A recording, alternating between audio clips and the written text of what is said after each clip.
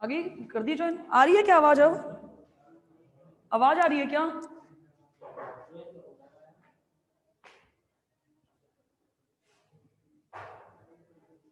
आ रही है?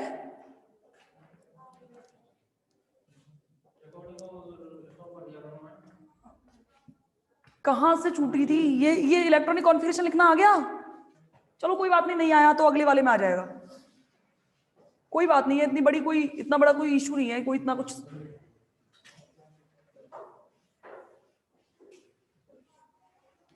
ये तो थी क्षार धातु, समझ में आ गया? क्षार धातु क्यों कहेंगे? क्योंकि जल के साथ मिलकर, ठीक है। अब देखो, क्योंकि मैं इसका कंपैरेटिवली अगर स्टडी करेंगे बाद में, पहले हम पढ़ेंगे क्षारीय मृदा धातु, हमें दोनों पढ़ रहे हैं एस ब्लॉक में। एक तो होता है आपका फर्स्ट डे और एक होता है सेकंड डे वर्ग। सेकंड डे वर्ग में कौन कौन आते हैं? देखो लिथियम, अब आपको लिखना आना चाहिए, आप मुझे खुद बताओगे कि मैडम इसका परमाणु क्रमांक क्या होगा, रटना नहीं है, ध्यान रखना। लिथियम, लिथियम के बाद कौन आता है? बेरिलियम।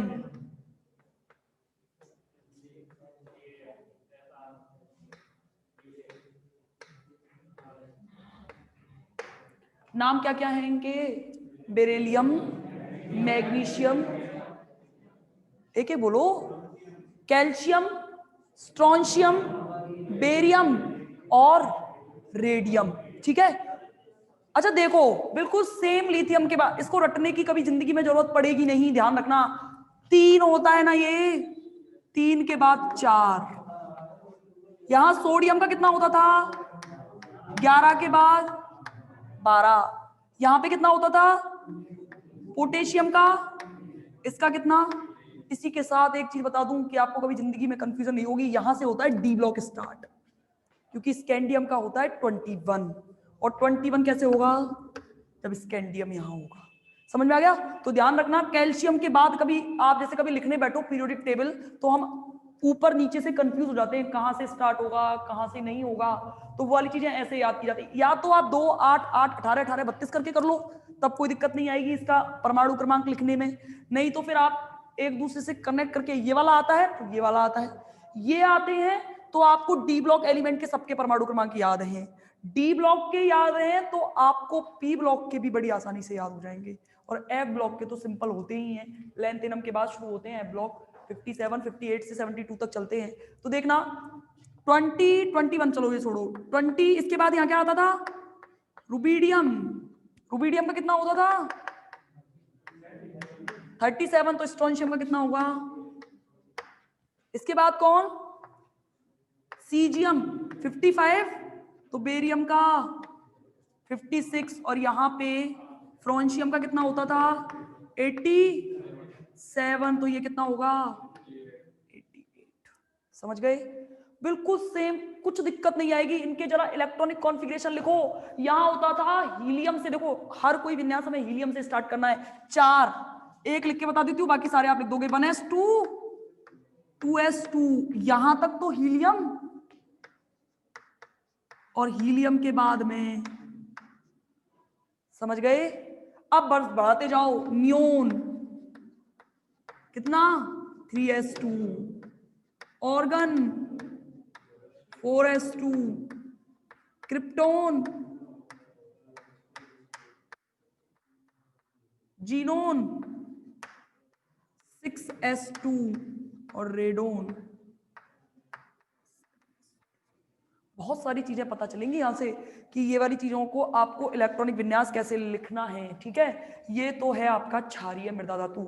इनको याद करने की ट्रिक सबको पता है ना? मुझे लगता है कि आप बचपन में सीख कर आए हैं ये चीजें, तो कोई दिक्कत नहीं है। जो आप जैसे आप याद करते हो वैसे ही मैं भी याद करती हूँ। याद है कि नहीं है दोनों एलिमेंट्स अच्छे से होने? देखो, जो भी पीरियोडिक टेबल आप में जो वर्ग आप पढ़ते जा रहे हो, डी ब्लॉक हो चाहे एफ ब्लॉक हो चाहे पी ब्लॉक हो चाहे एस ब्लॉक हो, केमिस्ट्री आपको हमेशा आवर्त सारणी से जरूर क्रैश करती है। चाहे भले ही किसी भी यूनिट के अंदर आपकी पीरियोडिक टेबल नहीं होगी, लेकिन उससे रिलेटेड क्वेश्चन आपको जरूर मिलेंगे। यानी कि आप कोई भी क्वेश्चन पेपर, यानी कि एग्जाम में एग्जाम पेपर देने बैठोगे, कंपटीशन, देखो ये तो कंफर्म पता है कि सब बच्चों को जॉब लेनी है, इसमें कोई डाउट है?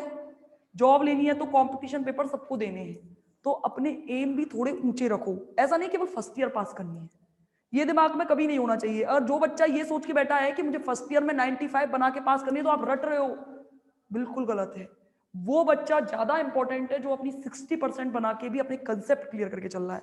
इस दुनिया का कोई भी पेपर हो जिसमें केमिस्ट्री आती हो, उसमें बीएससी की केमिस्ट्री क्लैश ना करे, ऐसा कभी होता नहीं है। चाहे वो आप सेकंड ग्रेड का पेपर दो, चाहे वो आप फर्स्ट ग्रेड का पेपर दो, चाहे आप हिंदुस्तान जिंक लिमिटेड का पेपर दे लो, कोई सा भी कंपटीशन पेपर दे लो, चाहे आप एसएससी का पेपर दे लो, केमिस्ट्री के पीरियोडिक टेबल से रिलेटेड क्वेश्चन हमेशा आएंगे। ध्यान रखना, क्योंकि ये बचपन में चीजें हैं, तो बचपन की चीजें तो हमेशा क्लैश करती है। 10th तक की तो केमिस्ट्री आती है, और 10th तक की केमिस्ट्री में पीरियोडिक टेबल तो है ही, तो इसलिए ये चीजें जरूरी है। ये तो है आपके इनके इलेक्ट्रॉनिक विन्यास। दूसरी चीज, इसको क्षारीय मृदा धातु क्यों कहा जाता है?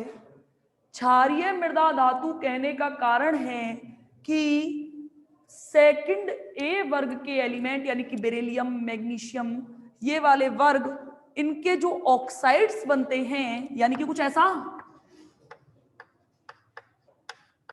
ऑक्साइड्स का मतलब MgO, इनके जो ऑक्साइड्स बनते हैं ये क्षारीय प्रकृति के होते हैं। क्षारीय प्रकृति के होने के कारण ये जो है इनके ऑक्साइड्स मिट्टी में पाए जाते हैं, मृदा में। किस में पाए जाते हैं? मृदा में पाए जाते हैं, इसलिए इनको क्षारीय मृदा धातु के नाम से जाना जाता है।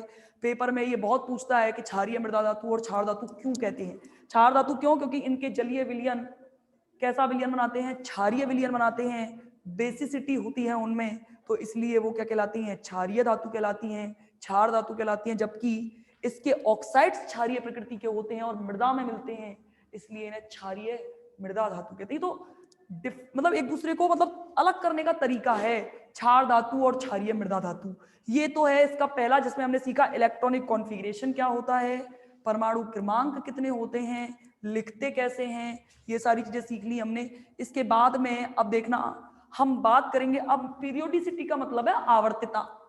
आवर्तिता का मतलब वही है जैसे हम उनके बारे में, गुणों के बारे में अध्ययन करें। जैसे मैं अगर बाहर से अध्ययन करना चाहूँ आप लोगों का, तो जैसे स्टडिकल मतलब आपको बिल्कुल फिजिकली देख के अध्ययन करना चाहूँ, इसकी आंखें ऐसी हैं, ये दिखने में मोटा है, ये दिखने में पतला है, इतना ही तो बता सकते हैं, इसके अलावा कुछ नहीं बता सकते, तो वो आपकी पीरियोडिसिटी है। यहाँ पे इनकी पीरियोडिसिटी क्या होगी कि जैसे इनके आयनन विभव क्या होंगे, इनकी परमाणविक त्रिज्याएं, आयनिक त्रिज्याएं क्या होंगी। तो सबसे पहले हम बात करेंगे परमाणविक त्रिज्याओं की।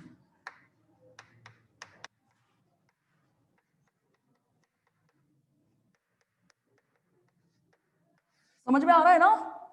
ऐसा तो बोरिंग क्लास तो नहीं लग रही? बोर चल रहा है, हाँ ठीक है कोई बात नहीं। ऐसे होता था केमिस्ट्री, ऐसे ही पढ़ते हैं, पता है, आराम से नींद आती रहती है, बस ठीक है, कोई दिक्कत नहीं है। केमिस्ट्री केवल आपकी परसेंटेज को इंक्रीज करने का एक माध्यम है, बाकी और कुछ भी नहीं है। क्योंकि फिजिक्स और मैथ में, मुझे भी पता है, मैं भी मैथमेटिक्स की स्टूडेंट रही हूँ, मैंने भी PCM में ही हुई है BSc। तो मैंने फिजिक्स, केमिस्ट्री, मैथ में, मुझे फिजिक्स और मैथ से इतना डर लगता था। मैथ में तो मेरे फिर भी नंबर आते थे, फिजिक्स में मेरे कभी नंबर नहीं आए, सच बता रही हूँ ईमानदारी से। इसमें कोई दोहरा नहीं है, मेरे को कुछ छुपाने की बात ही नहीं है। मेरे क्या बिगाड़ लोगे आप? नहीं आए तो नहीं आए। अब देखो क्या होता था कि मेरे साथ मेरी किस्मत बड़ी अच्छी रही है। किस्मत ऐसे अच्छी रही है क्योंकि 11th-12th में मैं पढ़ी हूँ लक्ष्य अकेडमी में। लक्ष्य अकेडमी में क्या था कि वहां पे हमारे होते थे test, first test, second test. शुरुआत में आप, लक्ष्य अकेडमी की शुरुआत जब खुला था तब हम, मतलब पहला बैच था हमारा, समझ में आ गया? तो उस टाइम, अब तो कह रहा वो बहुत अच्छे स्कूल के बारे में, मतलब ज्ञान गंगा सीनियर सेकेंडरी स्कूल के नाम से जाना जाता है। आज पढ़े भी होंगे कुछ स्टूडेंट्स, हो सकता हो सकता है ना भी हो। तो वहाँ एक उसके डायरेक्टर है पंकज मित्तल सर, फिजिक्स के। तो वो क्या है, वो फिजिक्स का टेस्ट लेते थे, फर्स्ट टर्म, सेकंड टर्म, ऐसे। तो वहां पे मेरे हमेशा 1 नंबर या 2 नंबर 10 में से, यही आता था। और किस्मत ऐसी कि सर की आदत थी क्लास में यहाँ पे ऐसे टेबल पर बैठकर नंबर सुनाना कॉपी से। अच्छा, शालिनी के इतने नंबर हैं, मोहित के इतने नंबर हैं, इतने नंबर, बड़े अच्छे। और मेरी कॉपी दोनों ही टर्म में, 3 टर्म में मिली ही नहीं, है ना। और जब मैं बाहर निकल के, मैं बड़ी चौक, सर मेरी कॉपी कहाँ है? तो बोले अच्छा वैशाली में। हाँ सर कॉपी कहाँ है? तो बोले कि फिर ढूंढते उनमें कॉपियों में मिल गई, कितनी, 1 नंबर। मैंने कि सर बढ़िया है, दे दो अब यही। मतलब ये है कि क्लास में कभी सुनाने के लिए मिले नहीं मेरे नंबर, ये बहुत अच्छी किस्मत होती है। 1 या 2 नंबर लाना बहुत अच्छी बात होती थी पहले, अब तो खैर ये बेकार बात है। पर केमिस्ट्री में मेरे नंबर हमेशा से अच्छे आते थे, इसलिए मुझे बड़े मजे आते थे पढ़ने में। हमेशा IAS नंबर होते थे मेरे, 20 में से 20, 18, 19, कुछ बहुत टफ पेपर हुआ तो 18, 19, इससे ज्यादा और कम कभी नहीं आए। परमाणु त्रिज्याओं में देखो, अच्छा देखो त्रिज्या का मतलब क्या है? त्रिज्या का मतलब क्या है? मानो मैं न्यूक्लियस हूं, नाभिक, और जो ये लास्ट वाला स्टूडेंट मेरे मतलब बैठा है, इसकी मुझसे दूरी त्रिज्या कहलाती है। समझ में आ गया? यानी कि कहने का मतलब ये मेरा अगर नाभिक है तो इस नाभिक की बाह्यतम कोश के इलेक्ट्रॉन से दूरी त्रिज्या के नाम से जानते हैं। अब जानते नहीं जानते? रेडियस का मतलब क्या होता है? परिधि से केंद्र की दूरी, त्रिज्या कहलाती है। अब देखो होगा क्या, आपने आपका, मैं अभी केवल दोनों की बात करती हूँ। देखो मैं बात करूंगी एक तो वर्ग में ऊपर से नीचे चलने पर क्या फर्क पड़ेगा, समझते चलना, और एक मैं बात करूंगी आवर्त में बाएं से दाएं चलने पर क्या फर्क पड़ेगा। दो ही चीजों से रिलेटेड क्वेश्चन आते हैं। ये त्रिज्या त्रिज्या आपको डिफाइन करेगी साइज क्या होता है, आकार के बारे में बताएगी, तो आकार से रिलेटेड सारे कंसेप्ट आपके क्लियर हो जाएंगे। देखना, परमाणविक त्रिज्या का मतलब क्या है? जैसे आपको लिथियम की परमाणविक त्रिज्या, यानी कि कुछ ऐसा, ठीक है। इसके बाद में यहाँ 3s1 आता था, ऐसे करके ऊपर से नीचे चले तो देखो इलेक्ट्रॉनों की संख्या बढ़ रही है। देख लो आप, बढ़ रही है, बढ़ तो रही है। इलेक्ट्रॉनों की संख्या बढ़ने के साथ साथ कोश भी बढ़ रहा है।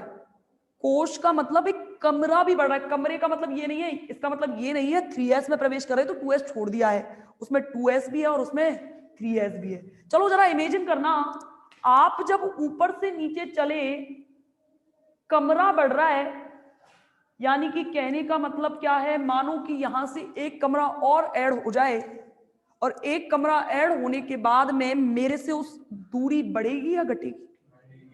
ध्यान रखना, इलेक्ट्रॉनों की संख्या बढ़ रही है और संख्या बढ़ने के साथ साथ कमरे में भी वृद्धि हो रही है, और अगर कमरे में वृद्धि हो रही है तो त्रिज्याओं के मान भी क्या होंगे? बढ़ते जाएंगे। तो ध्यान रखना, आवर्त, सॉरी वर्ग, इसे कहते हैं वर्ग, इसे कहते हैं आवर्त, ठीक है। तो वर्ग में ऊपर से नीचे चलने पर परमाणविक त्रिज्याओं के मान बढ़ते जाते हैं। समझे कि नहीं समझे? क्यों? क्योंकि इलेक्ट्रॉन्स की संख्या बढ़ने के साथ साथ कोश में भी वृद्धि हो जाती है, और कोश में वृद्धि होने की वजह से भले ही इलेक्ट्रॉन बढ़ रहे हैं, मतलब मेरे कहने का क्या मतलब है कि जैसे 5 स्टूडेंट और आ जाएं, 15 और आ जाएं, 15 आए तो, लेकिन एक कमरा और बढ़ गया है, तो बेचारे 15 यहां क्यों बैठेंगे? उनके पास और जगह है बैठने की। इलेक्ट्रॉन तो मनमर्जी, मन चले लोग हैं, तो ये क्या करते हैं, इनको जहां जाना होता है वहां जाते हैं, इसको रोक सकते नहीं। इसको पता है हमें कौन सा अध्ययन करना है, कि नाभिक से जो बाह्यतम है उसका अध्ययन करना है। हम प्रयोगों से मिला होगा कि भाई, ये आपके कभी दिमाग में आया 2s तक तो पूरा भरा हुआ है, लेकिन आने वाला अगला इलेक्ट्रॉन 3s में जाएगा, 3s में जाएगा तो कोश में वृद्धि होने की वजह से परमाणविक त्रिज्या के मान वर्ग में ऊपर से नीचे चलने पर बढ़ते जाते हैं। अच्छा, आवर्त में बात करो, आवर्त में बात करोगे तो केवल बेरिलियम तक चल रहे हैं हम, ध्यान रखना, केवल मुझे क्षार धातु और क्षारीय मृदा धातु दोनों में ही कंपैरिजन करना है। बेरिलियम का इलेक्ट्रॉनिक कॉन्फ़िगरेशन होता है 1s2 2s2, समझना। कोश वही है, इलेक्ट्रॉन की संख्या भी बढ़ रही है, यानी कि ऐसा कि एक तो ये क्लास पहले से भरी हुई हो और 5-6 स्टूडेंट आकर और बैठ जाएं, तो मेरे ये स्टूडेंट को क्या करते हैं, सीट अरेंजमेंट करते हैं, भाई तू आ गया, थोड़ा तू बढ़ा, थोड़ा, यानी कि दूरी जो होगी वो क्या हो जाएगी, घट जाएगी। ये ध्यान रखना, ये कंफर्म पता है कि जब आप आवर्त में बाएं, कुछ कुछ अपवादों को छोड़कर बात कर सकते हो, अपवाद होते हैं, पी ब्लॉक में तो बहुत अपवाद बोलेंगे, तो एक्सेप्शंस की बात करेंगे जब हम बाद में जब आएंगे जब, तो ध्यान रखना, जनरली बात कर रही हूं कि आवर्त में बाएं से दाएं चलने पर आकार में क्या होती है, सॉरी त्रिज्या में क्या होती है, कमी, क्योंकि इलेक्ट्रॉन्स की संख्या बढ़ने के साथ साथ क्या होता है, क्या होता है, कोश, सॉरी कोश वही रहता है और इलेक्ट्रॉनों की संख्या कॉन्टिन्यूसली बढ़ती जाती है। ऐसा कुछ एक कमरे में लगातार आप बिठाते जाओ, पूरा भर चुका है, देख लो 2s में मैक्सिमम 2 आ सकते हैं, पूरा भर गया है वही कोश, ये भी 2s है, ये भी 2s है, इसके पास अभी एक ही बच्चा बैठा है, इसने अपने पूरा बुला के, तू भी आजा, 2 सीट जगह खाली है, तू भी बैठ, तो उसको थोड़ा सिकुड़ना पड़ेगा, और सिकुड़ेगा तो ऑब्वियस सी बात है त्रिज्या क्या होगी, कम होगी। तो ये तो थी परमाणविक त्रिज्या। ध्यान रखना, इस पूरी पीरियोडिक टेबल में ये जो क्षार धातु हैं इनका आकार सबसे कैसा होगा, आवर्त में बात कर रही हूं, आवर्त में बड़ा होगा। क्यों होगा? क्योंकि आप कॉन्टिन्यूसली ऐसे बढ़ोगे इलेक्ट्रॉनों की संख्या बढ़ेगी, और इलेक्ट्रॉनों की संख्या बढ़ेगी तो ऑब्वियस सी बात है ये सबसे बड़ा साइज रखते होंगे। ध्यान रखना, यहीं से बता रही हूँ, साइज जिसका सबसे बड़ा होता है संकुलन प्रवृत्ति उसमें सबसे कम पाई जाती है। यही कारण है कि पूरी पीरियोडिक टेबल में एस ब्लॉक एलिमेंट्स के अंदर संकुलन प्रवृत्ति कैसी पाई जाती है, सबसे बड़ा आकार इनका और उससे बड़ा आकार, इससे छोटा आकार इसका। फिर उसके बाद तो और बाकी तो फिर एक्सेप्शंस के थ्रू पता लगा चलते हैं कि क्या चीज कैसे होती है। बाकी का अध्ययन करेंगे कल की क्लास में। Thank you so much.